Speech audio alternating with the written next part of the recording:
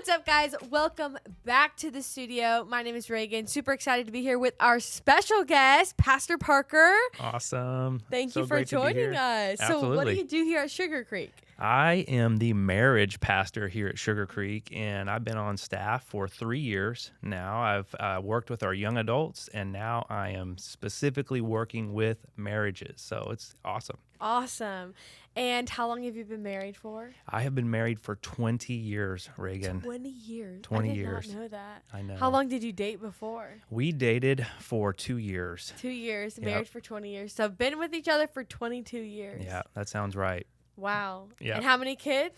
We have 3 daughters. I'm a girl dad all the way. So have a daughter that is 5, 10, and 13. 5, 10, and 13. That's a fun time, middle It school. is. Yes, I know. Hey, my dad was a girl dad. He had only girls. Okay. Okay, well, because you're the marriage pastor, we have to talk about relationships. We're going to dive in through dating, marriage, but I feel like the first thing that I want to do is just talk about some red and green flags in a relationship, because I know specifically, especially in student ministry talking, dating is a big topic. So what are some green flags in a relationship? Then let's start with the green. Then we'll get into the red flags. Okay. So I think when we're talking about red and green flags, what we're talking about is evaluating the health of the relationship. Yeah. So is this relationship good, green? Is this relationship toxic or bad? Yeah. Red. So when I think about green flags, I think one of the things that really sticks out to me is, how does this person treat me? And how does this person treat other people? Yeah. And so if this person is treating me with respect and love, and I feel comfortable and safe in this relationship, I think that is a huge green flag. Absolutely. You know? And then also, I think as Christians, another green flag is simply, does this person believe in Jesus, and do they have the same values? Is it evident, not just Absolutely. hanging out, coming to church, but when they're not in church, like, is it evident that they are a follower of Jesus? Absolutely. Biggest green flag, for Yes. sure. Yeah. What else? Any other So green I flags? think those are the 2 biggest green flags for me.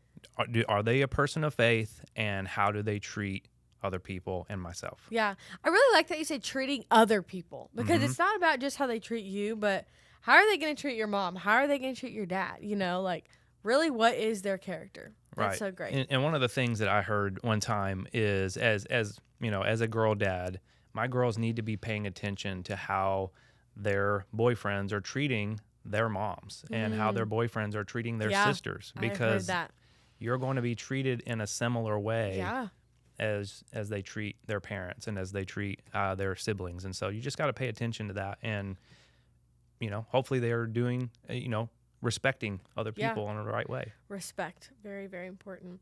Okay, how about some red flags? Some Let's red get flags. into these. Oh yeah. So red flags, I think they're similar, just the opposite, So if they're not treating me well, that is a huge red flag. And if they are not believers in Jesus, and I am, and they don't have the same values I do, I think those 2 things are red flags. And so some of the things that may show up in the way that they treat me is, are they controlling?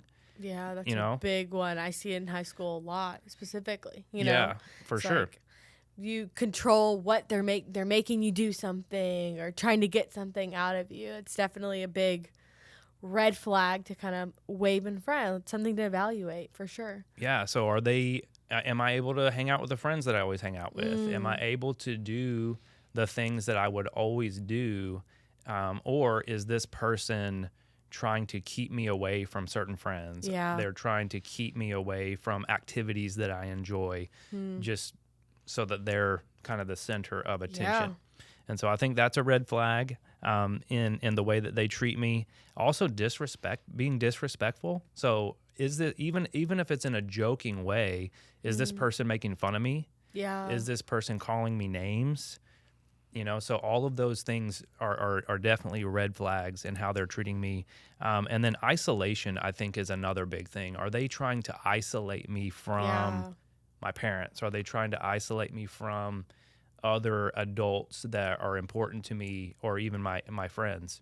So isolation That is is a huge one. That is another one that I feel like I see so many times, especially like in student ministry and dating. It's like getting pulled away, or like, hey, I'm not coming to church as much anymore. It's like that's something that we need to be aware of, because sometimes you're so manipulated into this idea, into this fact, that it just becomes normal. You're like, oh, maybe it's fine. Like, I've just been kind of brainwashed with these ideas. But noticing these red flags are super important to point them out. So I really like those. Thank you for sharing those. Yeah. Okay. Well, we've talked about red and green flags, but what would you say is the best relationship advice that you have ever been given? I bet there's probably so much, but if you could just give me one dating or marriage advice, what would it be? Okay, so I can't just give you one. I got to give you two. That's okay. So my parents both gave my sister and I very similar advice, and I was talking to my sister. I was like, what's something our parents said? And so know that your parents know something about relationships, right? And so both of us, I think, our most significant advice came from our parents. And so my dad told my sister that the people you date are the people that you marry. And so that made a huge impact on her, and just knowing that, hey, I need to be the people that I date, I need to be intentional about that. Yes. And then for me, my mom told me that one of the most important things when you're dating is that you pre-decide, right? So you want to pre-decide what you're going to allow and what you're not going to allow in your relationships. And so I think that comes to, for me and in my mind, you're not going to be alone in a bedroom together. Yeah. You're not going to cover up with a blanket. There are just things that you're going to pre-decide that you're not going to allow yourself to get in, just in a situation that, you just want to protect yourself and make good decisions that honor God and honor you and the other person. I really like that pre-decide. That's something that Ben and I did when we started our relationship. We were super young. We started dating, we were 15 years old, and it's so funny because people are like, would you recommend dating high school? I'm like, no, I know I did it, but I don't recommend it. But one of the things that I really think helped our relationship, I know helped our relationship significantly, was the first thing that we did was we sat down and we literally made a list of boundaries. Like, that's awesome. Pulled it out, like literally on the phone. Like, we wrote down, like, what are these boundaries? Because really, we need to protect ourselves and our hearts, because who you may date, it can be temporary, but who you become is truly lasting. And so, like, am I still going to be myself after this relationship? Like, I love him and he loves me, but like, most importantly, I'm chasing after Jesus, and like, that is who I'm going after. And so it's like, one day I want to do this together with him, which thank the Lord, we do have that gift of now doing that together. Awesome. But it's like pre-decide, making those decisions ahead of time. Right. And it's like, that really is protection. It's not about restriction. So many times, like, oh my gosh, you're just restricted. No, like, boundaries are made not to restrict you, but to protect you. So I really like that one. That one's really awesome. Yeah. And just kind of to wrap that up, I think we have to remember that our worth does not come from our relationship. Absolutely. Right? Our worth comes from Jesus. Our worth comes from our Creator. And so we just have to be careful not to allow our relationship to be the most important thing in our life. Yeah, that's really great. What purpose does dating serve in the grand scheme of things? I know the ultimate destination, the ultimate goal, is marriage. But what does dating even serve? Yeah, so I was looking this up just because I think this is important for some perspective. Most people are not getting married until they're in their late 20s or even their early 30s.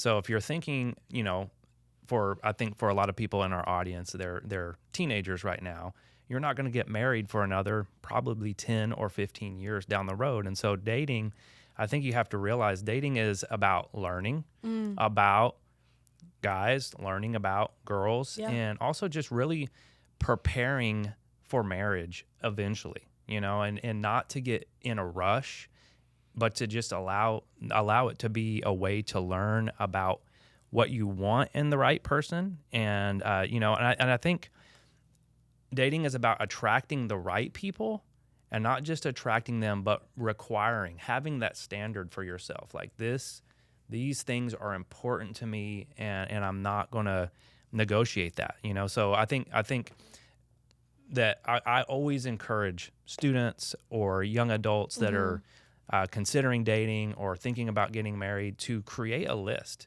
and that list can include things that are very shallow, like I want this girl to have blonde hair and blue eyes, and a certain height. And it can also include really deep things like their character. And I want to make sure that the person I marry has been sexually pure. And, so what are the things that are negotiable? And then what are the things that are not negotiable? So, a non-negotiable may be that they sing really good. You may really want, but in the big picture, if this person doesn't sing good, but they are followers of Jesus and, and they have prepared themselves well, then that person is probably going to be a good fit. And so that's kind of what I think about. The point of dating is to find the right person and to identify what are the negotiables and what are the non-negotiables. Yeah, for sure. We're never going to find a perfect person, and especially being married, you're going to see so much, Ben's going to realize I'm a horrible sitter and he's a horrible sitter. We're all the worst sitters we know, Absolutely. And so it's like, you're never going to find a perfect person. That person's not going to complete you, but it's a gift that the Lord has given us people to walk through life with and to chase after him with. So that's good. Okay, so what would you say to someone who is deciding whether they should date in high school or not? Okay, so you may or may not know this about me, but I was a youth pastor for about a decade and worked with middle school and high school students. And even as a youth pastor, I would always tell students, don't do it, right? But that's not really what they want to hear. But I would tell them, don't do it, because and one of the quotes that I heard was that middle school and high school needs to be about finding your bridesmaids and about finding your groomsmen, not necessarily finding your bride. That's cool. I haven't heard of that before. Right? So you really want to, I think what can be dangerous is when we get so focused on a relationship that we no longer have time for our friends and we no longer have time to build that support network around us that really we need. And so I think that's important. And so we should also always be becoming the person that we are looking for is looking for. And so I think when we're not dating and we're focused on becoming the healthiest version of ourselves, I think that really should be the goal in high school. Now, that's not acceptable for teenagers. I get that. I was a teenager. I remember when my parents were not allowing me to date and I was questioning like, okay, how old's old enough? And they would always move the date. It's like, okay, 14 and then I'm 14 and it's like, well, maybe 16, but now reflecting back, being a dad, I understand they were just trying to protect me. Absolutely. They were trying to help me to date smart and intentionally. And so if you are going to date, okay, I think these three things are important. One is that you date somebody that's the same age or a close age to you. You don't want to date somebody that's a lot older than you or a lot younger than you. So I think that's an important aspect in high school. I think that you need to know them first. I think you need to know them pretty good before you decide to start dating somebody. I don't think that's something that you start dating them to get to know them, if that makes sense. And then the last thing, keep God in the center. If you're going to date, keep God in the center. So, Yeah, I think the issue that comes with high school dating is so many people are seeking this out to complete them or to just, they feel lonely, so they feel like they need to have someone, or everyone around them in high school has a boyfriend or a girlfriend. So it's like, oh, I need to have that too, And so I think it's just a thing where we have to reflect on our own hearts and where you are, because granted, one day you're going to marry someone and you're going to have to tell your spouse about all these boyfriends and girlfriends you may have had. And so that's what we talked about earlier. It's like, really, it's just to protect our hearts, And I said this earlier. It's like, who you may date is temporary, but who you become is lasting. That's good. And truly, that is something that we need to remember. And I think specifically, and especially in high school dating, like, you may be dating someone who is temporary, but really who you become, your heart is like lasting. So it's a moment where we need to reflect and evaluate our hearts. Where are we? What are we seeking after? Are we seeking for approval? Are we seeking for a hole to be filled of loneliness? Or are we really seeking after Jesus and someone has come alongside you? So definitely. Well, and I think that even is important for marriage, you know? So I think that people, even that are older, that are ready to get married, they're thinking, hey, this person is going to complete me and I'm going to find satisfaction in this person. And so many times, like, we have to realize that our value and our worth and our purpose, that comes from our relationship with God. It's not going to come from a career. It's not going to come from a person that we marry. And we can't expect a person that we marry to complete us, you know, or to fix our problems. And so we want to become the healthiest person that we can be so that when we do get married, our marriage is healthy. And, you know, it'll just end up you being disappointed if you come in with that expectation, and then it's just frustration. And that's how arguments start. Yes, it is. Okay. So what is the purpose of marriage? We're talking about dating. We know the Bible doesn't explicitly, you know, mention dating, which is kind of this like confusing idea, but it talks about marriage. What is the purpose of marriage? So the purpose of marriage, when I think about marriage, I go all the way back to Genesis. Genesis chapters 1 and 2. You see God creating the whole world. And so after every day that he creates, he says, this is good. This is good. And after he creates man, he says, this is very good. But the one thing that we read in chapter 2 is the thing that he says that is not good, and that is that man is alone. And when God sees that, God has Adam fall into a deep sleep, and he creates woman, and that's where we get our first marriage in Genesis chapter 2. And really that marriage came from, that relationship came from God providing for a need. And so I think a couple things you learn from that. One is that marriage is God's design, that God designed this and that it's part of what he wants us to enjoy and experience. And the other thing is that we need to turn to God to be the one to provide for us. He is the one that's going to provide. He's the one that has the provision for us. And so I think that's important. So that's great. Yeah. So as we're wrapping up this whole idea on dating and marriage, I think one thing that I want to give our audience is just some like practical tools, next step, maybe some evaluation questions. And so I think there's a few questions that come to mind when I think of dating and marriage. And the first thing that I want to just kind of talk through is one of the questions that I think we should really evaluate is, why am I dating? You know, this idea of why. Is it because of loneliness or comparison, or is it for clarity and purpose? Like what is it? Like what is the why? Because as we can also see from what you've said, if the why is off, the relationship will be off. Right. Is there another question that you think we can evaluate our hearts with? I think why am I dating is a great question, but I think another good question to ask is this relationship pushing me toward God, or is this relationship pulling me away from God? Yeah. That's really good. You got to evaluate where you are. You know, it's like, am I truly chasing after the Lord with this person? Or in fact, you talked about earlier, is it isolating me? You know, is it isolating me from community, my church community, isolating me from God? So great. Awesome. I like these two next step questions that we can truly just evaluate our hearts on and where we're at. But thank you so much for joining our podcast, talking about this hot topic of dating and marriage and relationships, which is something I know that people always want to hear about. So thank you so much for joining us. We hope that you have a great rest of your week, and we will see you guys in the next episode. Bye, guys. See ya.